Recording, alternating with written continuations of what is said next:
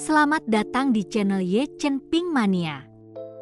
Penguasa Istana Naga Langit bab 4293 sampai bab 4295.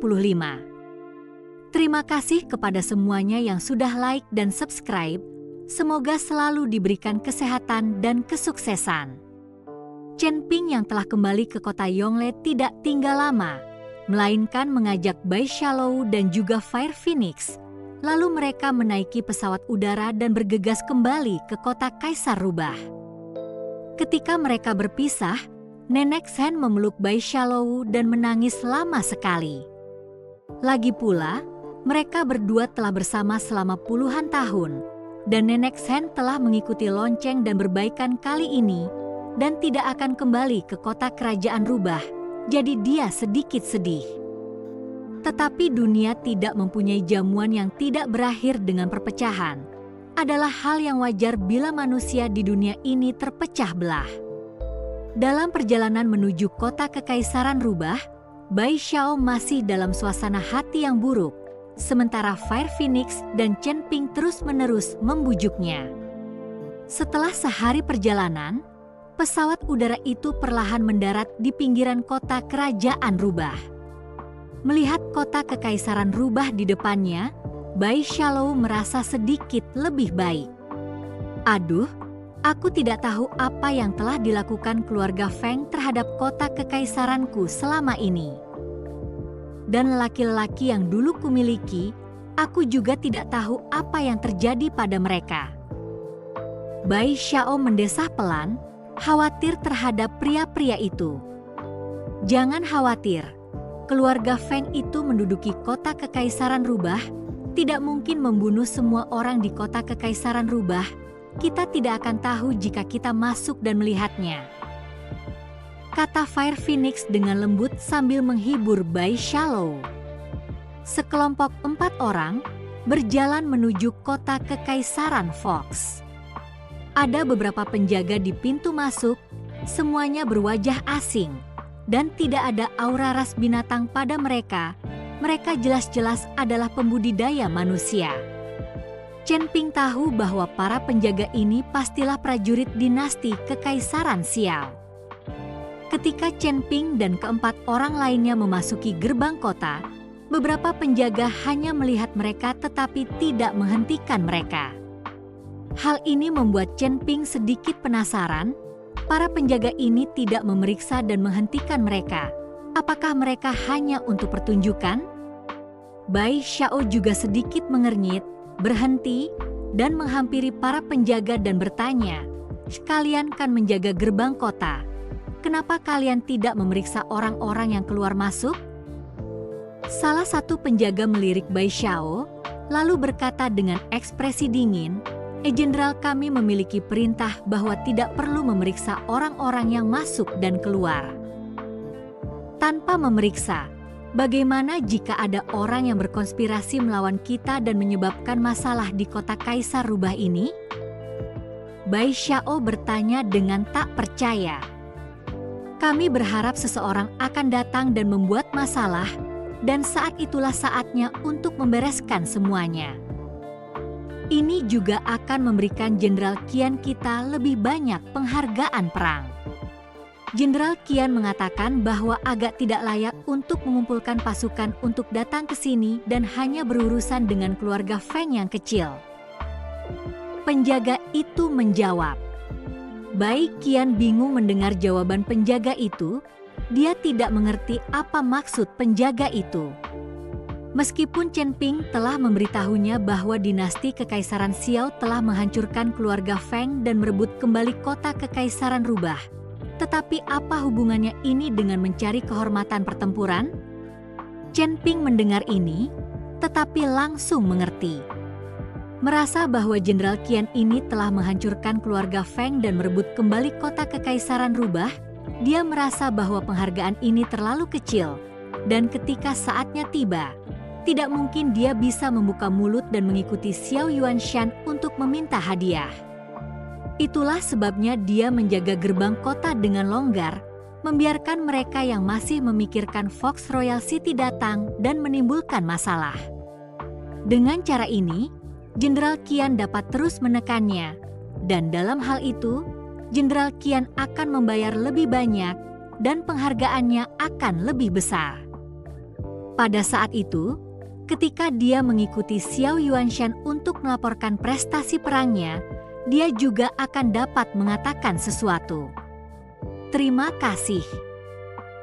Bai Xiao mengikuti penjaga itu dan mengucapkan terima kasih padanya, siap memasuki kota. Berhenti. Pada saat ini, seorang sersan yang mengenakan baju besi perak dan punggung harimau berjalan mendekat, dan di belakangnya ada sekitar selusin orang lainnya. Kapten Zhang. Beberapa penjaga melihat sersan itu dan buru-buru berteriak hormat. Ketika Kapten Zhang berjalan ke arah Chen Ping dan yang lainnya, setelah mengamati beberapa orang selama beberapa detik, dia berkata sambil tersenyum dingin, saya telah mengamati beberapa dari kalian selama beberapa saat, dan sekarang, dengan prajurit saya, apa gunanya menanyakan begitu banyak hal?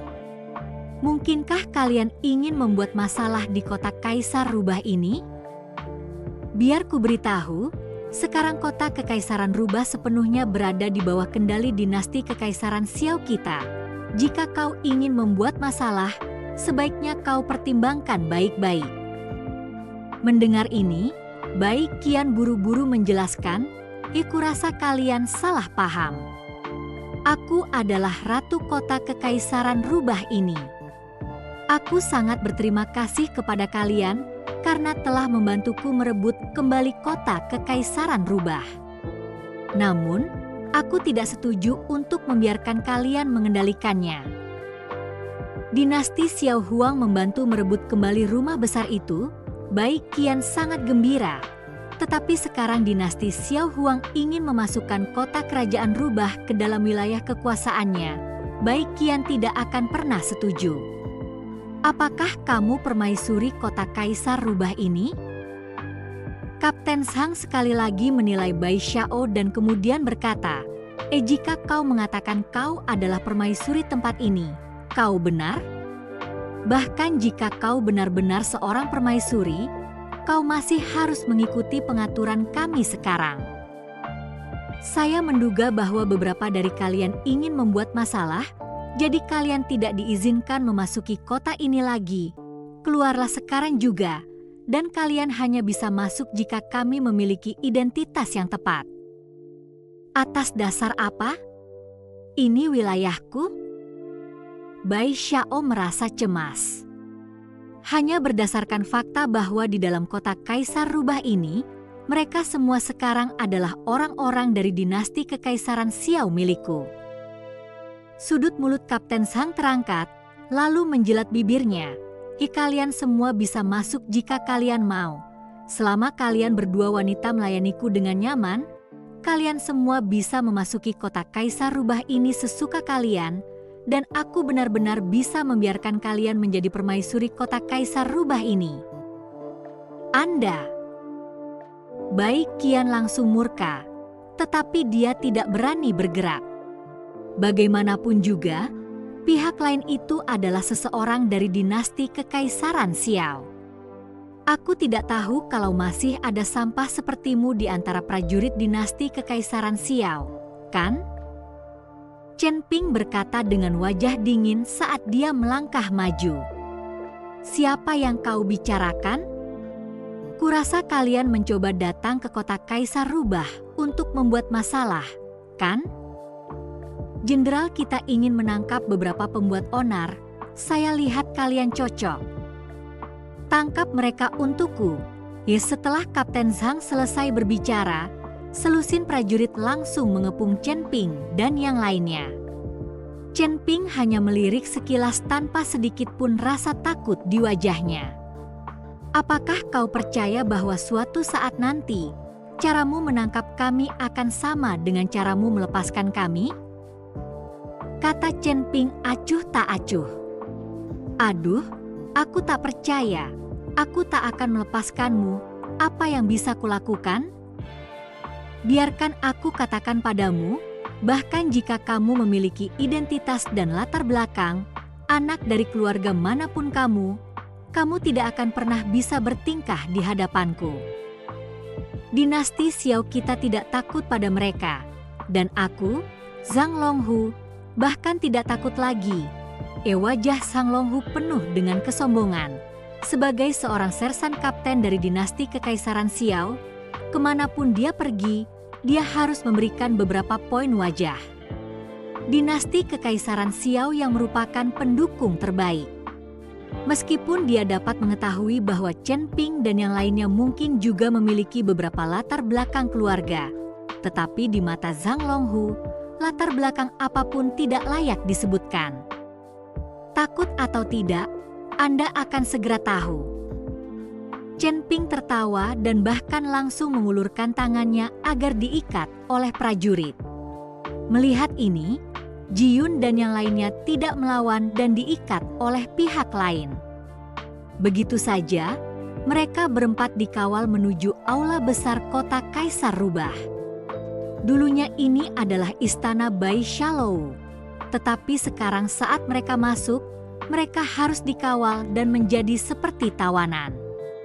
Di aula besar, seorang lelaki setengah baya bertubuh kekar dan bermata juling sedang beristirahat di sebuah kursi di aula besar. Baru setelah mendengar keributan itu, dia perlahan membuka matanya. Jenderal, ada 4 orang yang ingin membuat masalah dan ditangkap oleh saya, Zhang Longhu berkata kepada Jenderal Qian. Jenderal Qian hanya melihatnya sekilas dan sedikit mengernyit. Zhang Longhu, kau semakin tidak mampu melakukan tugasmu. Aku ingin memanfaatkan kesempatan ini untuk mendapatkan sejumlah kredit perang, sehingga kau dapat menangkap beberapa orang yang membuat masalah. Bagaimana mungkin aku bisa mengatakan bahwa aku harus menangkap beberapa orang yang berkuasa? Orang-orang ini semuanya adalah kultivator kecil dari alam transisi, bahkan tidak di atas peringkat ke-7 alam transisi. Apakah ini dapat dianggap sebagai pahala perang? Mengapa kau tidak menangkap beberapa kultivator alam harmonisasi untukku sehingga aku bisa mengklaim penghargaan itu? Omong kosong, aku memintamu untuk menangkap beberapa orang kuat, terutama mereka yang berasal dari aliansi penyegel iblis. Kaisar Xiao memberi perintah, jika mereka bertemu dengan orang-orang dari aliansi penyegel iblis yang mencari masalah, satu dari mereka akan dipotong terlebih dahulu. Keluarga Jiang, aku melihat keempat orang ini, mereka adalah orang-orang dari aliansi penyegel iblis. Zhang Longhu berkata sambil mengedipkan mata ke arah Jenderal Qian. Jenderal Qian mengerti dan langsung duduk, menegakkan tubuhnya dan berkata, kalian berempat dari aliansi penyegel iblis, apa yang kalian lakukan di kota Kaisar Iblis? Apakah kalian memberontak dan ingin membalas dendam untuk keluarga Feng? Kita bukan dari aliansi penyegel iblis, aku adalah permaisuri kota Kaisar Iblis ini. Bagaimana mungkin aku bisa membalaskan dendam keluarga Feng? Ketika Bai Xiao mendengar ini, dia buru-buru menjelaskannya dengan suara keras. Permaisuri? Jenderal Qian buru-buru bangkit dan mengamati Bai Xiao. Jika kamu bilang kamu adalah permaisuri, apakah kamu punya bukti? Aku punya bukti lagi. Apakah kau bisa mengenalinya? Kau bawa orang-orang dari kota Kaisar Rubah ke sini, mereka pasti mengenaliku. Bai Xiao berencana agar mantan anak buahnya mengenalinya dan identitasnya akan terkonfirmasi. Jenderal, jangan dengarkan orang-orang ini. Mereka adalah orang-orang dari aliansi penyegel iblis. Sekarang, perintahlah dan serahkan saja keempat orang ini kepadaku. Zhang Longhu berkata kepada Jenderal Qian. Jenderal Qian mengangguk. Baiklah, aku akan melapor kepada Kaisar Xiao dan mengatakan bahwa 4 orang lagi dari aliansi penyegel iblis telah ditangkap. Ketika Bai Qian mendengar ini, dia begitu marah hingga hampir mengumpat. Chen Ping, di sisi lain, berbicara saat ini, saya punya token di sini yang dapat membuktikan identitas kita. Token apa? Jenderal Qian bertanya sambil mengamati Chen Ping. Pikiran Chen Ping bergerak, dan token dinasti Kekaisaran Xiao terbang keluar langsung dari cincin penyimpanan. Jenderal Qian mengulurkan tangan dan mengambil token itu langsung di tangannya. Saat dia melihat token itu, seluruh tubuhnya gemetar dan dia hampir tidak langsung berlutut.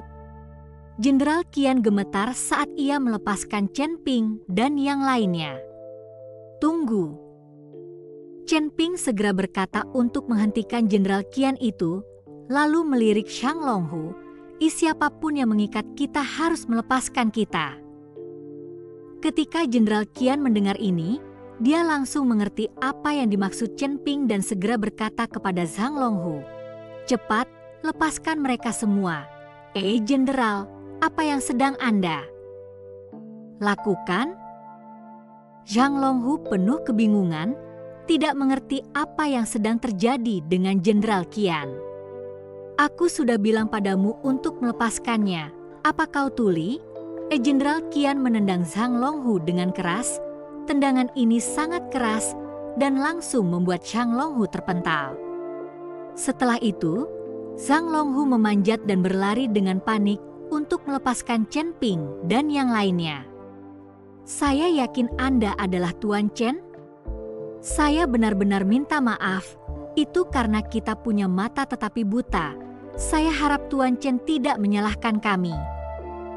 Jenderal Qian dengan hormat memegang token di kedua tangan dan menyerahkannya kembali kepada Chen Ping. Dia hanya tahu bahwa Kaisar Xiao telah memberikan sebuah token kepada seorang rekan Taois bermarga Chen, namun dia tidak mengenal Chen Ping. Pada saat ini, Zhang Longhu juga melihat token tersebut, dan ketika dia melihat bahwa token tersebut secara langsung diberikan oleh Kaisar Xiao, dia pun berlutut dan berbunyi plop. Bagaimana mungkin dia tidak menyangka bahwa seorang kultivator kecil di tingkat ketujuh alam transisi akan memiliki begitu banyak energi sehingga Kaisar Xiao secara pribadi akan memberikan token itu. "Tuan Chen, saya salah. Saya sendiri yang tidak ingat. Mata anjing sayalah yang melihat ke bawah pada orang-orang." Zhang Longhu bersujud dengan putus asa. Ini karena dia tahu bahwa dengan sepatah kata dari Chen Ping sekarang, Jenderal Qian akan membunuhnya tanpa ragu-ragu. Dengan token di tangannya, itu seperti kehadiran Kaisar Xiao sendiri. Jenderal Qian memiliki beberapa kepala, tetapi dia tidak akan berani menentang keinginan Chen Ping. "Tuan Chen, orang ini, beraninya dia menculik kalian. Aku akan memenggalnya di sini untuk melampiaskan amarahku di depan Tuan Chen." Setelah Jenderal Qian selesai berbicara, dia hendak menampar telapak tangannya ke Zhang Longhu itu. Sebaliknya, Chen Ping melesat maju dan langsung mencengkeram pergelangan tangan Jenderal Qian. "Lupakan saja, ampuni dia sekali ini," kata Chen Ping acuh tak acuh. Jenderal Qian menatap Chen Ping dengan kaget, wajahnya penuh ketidakpercayaan. Kita harus tahu bahwa dia sendiri merupakan seorang kultivator puncak alam Mahayana tingkat pertama dan akan segera naik ke alam tingkat kedua. Serangan biasa bukanlah sesuatu yang bisa dihentikan oleh seorang kultivator alam penyeberangan. Namun, Chen Ping dengan mudah mencengkeram pergelangan tangannya, membuat Jenderal Qian tidak dapat menggerakkan satu otot pun. Mata Jenderal Qian melotot kaget. Pada saat ini, dia akhirnya menyadari mengapa Kaisar Xiao memberikan token itu kepada Chen Ping. Jadi Chen Ping tidak sesederhana yang mereka lihat. Kalau saja Chen Ping hanyalah seorang kultivator alam transisi biasa, bagaimana mungkin dia bisa jatuh ke mata Xiao Yuanshan? Bersambung.